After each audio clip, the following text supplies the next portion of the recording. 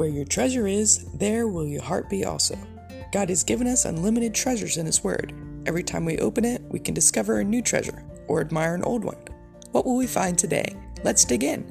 Here's Carla Early with Treasure Hunt in the Word.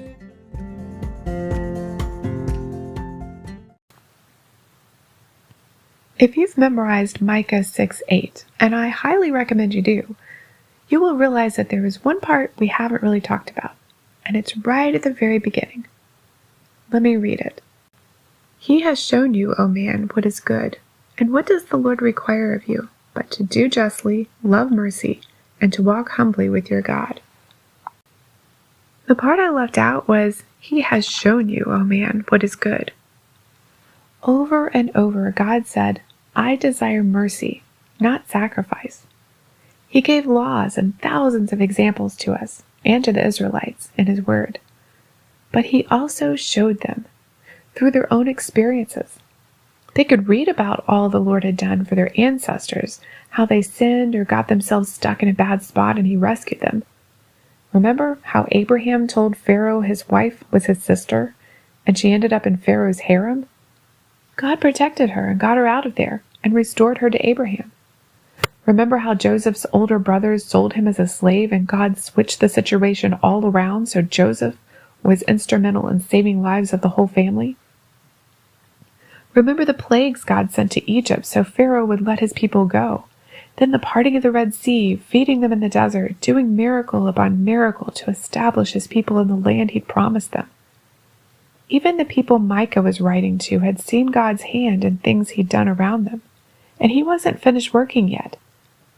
We don't know exactly when Micah wrote this specific verse, but if you read 2 Kings 18 and 19, you'll see some amazing miracles God did when Hezekiah trusted Him and let him lead. The people became eyewitnesses of who God is and how He works. Again, He showed them. In Hebrew, the word there doesn't just mean show, it means to make conspicuous, to expound on something not understood before.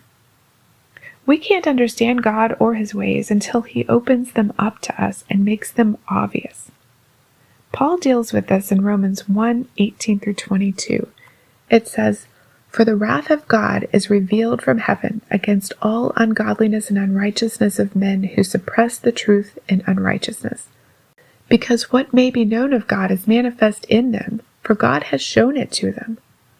For since the creation of the world, His invisible attributes are clearly seen, being understood by things that are made, even His eternal power and Godhead, so that they are without excuse.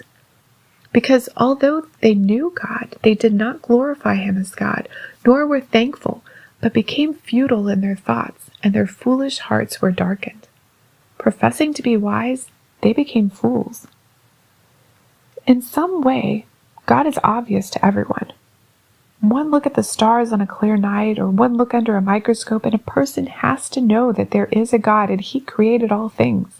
They didn't just happen.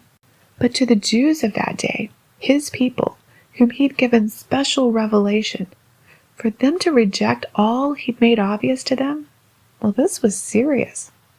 However, it's not as serious as where we are today, with a church on every corner, a Bible or 10 in every household, and apps available for every phone.